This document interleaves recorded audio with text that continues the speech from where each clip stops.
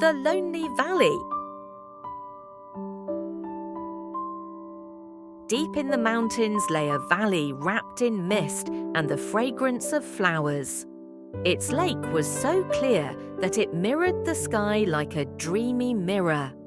Birds sang morning songs, wildflowers nodded in the breeze, and sunlight gently touched every leaf. In this beautiful place lived only one little giant. Though taller than the trees, her heart was as soft as a mountain stream. She was innocent and sweet, weaving flower crowns for herself and scooping up handfuls of lake water just to watch sunlight sparkle through her fingers. Every morning she picked wildflowers, talked to herself, and swung under the trees. In the afternoon she swam in the lake, smiling at her reflection on the water. At night she sat on the hillside, watching stars appear one by one while eating honey and berries. Yet, even in such beauty, there was an emptiness in the little giant's heart. When the wind swept through the valley, she always felt it was calling to someone, but there was no answer. Sometimes she said to the lake, "Hello, lake, the sky is so blue today." But the surface only rippled in silence. She smiled and shook her head, pretending not to mind. But the loneliness clung to her like mountain mist, swirling inside her day after day. One misty morning, the little giant went to the lake to wash her face and heard a faint "goo" sound. She looked down and saw a small grey goose curled up in the grass by the shore. Its wings drooped, and one side of its feathers was stained with blood. "Oh dear, are you hurt?" the little giant whispered, crouching down and gently touching it with her finger. The little goose trembled, its eyes filled with fear. It let out a raspy cry as if to say, "Don't come near me." The little giant stepped back. She felt a bit scared too. She had never been this close to another creature, and this one looked so fragile. Standing there, she heard two voices in her heart. One said, "Leave it, it'll fly away anyway." The other said, "But it looks so helpless." In the end, the second voice won. She fetched a large leaf, scooped up lake water to wash the blood from its wing, and made a soft bed of moss for it to rest on. Then she cupped her big hands to block the cold wind and whispered, "Don't be afraid. I'll take care of you." The wild goose closed its eyes, finally at peace.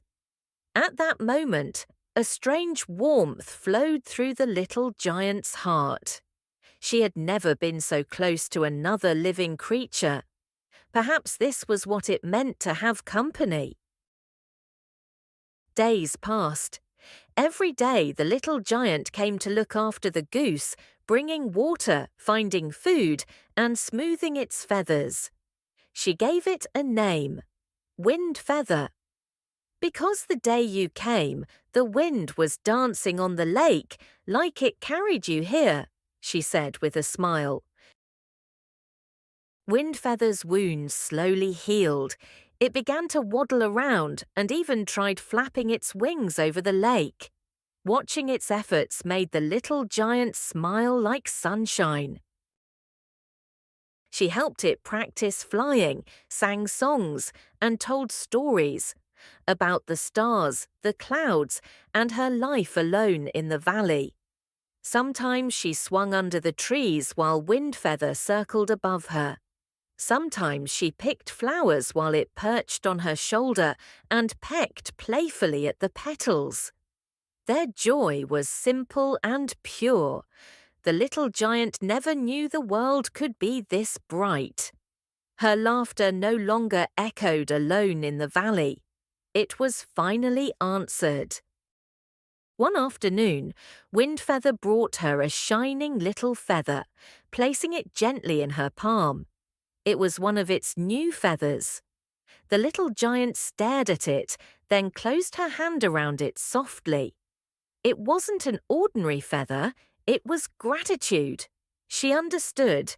It was the most precious gift a friend could give. From then on, she wore the feather in her flower crown every day.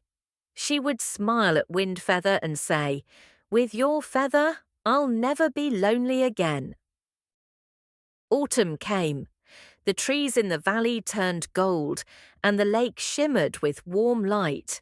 Wind Feather's wings were fully healed.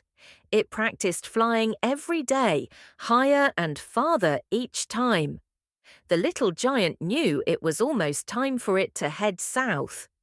One clear morning, the sky was bright and blue.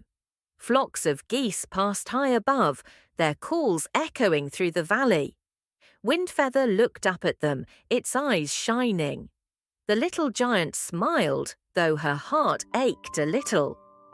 "Go on, Wind Feather," she said softly. "Your family is waiting for you." But Wind Feather didn't leave right away.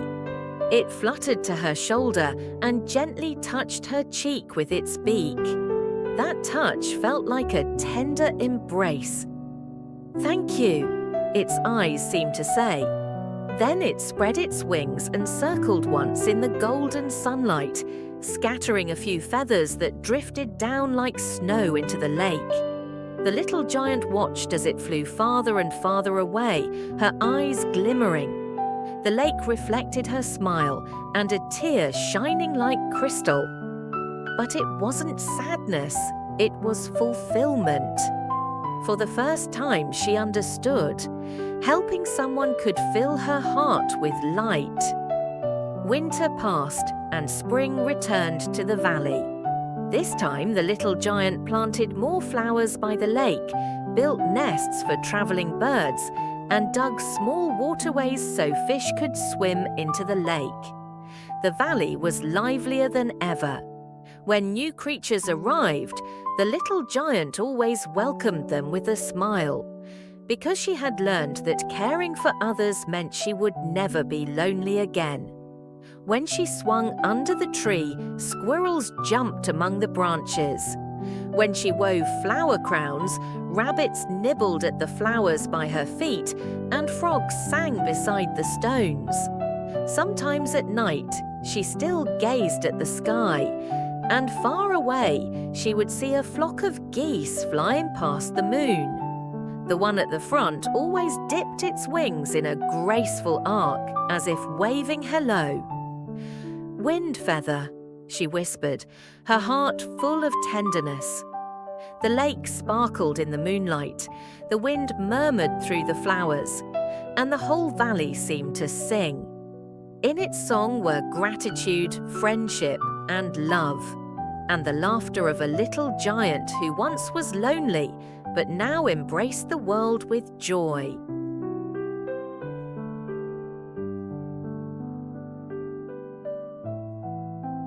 Thank you for watching The Lonely Valley. Don't forget to subscribe for more gentle bedtime stories. Good night, little ones.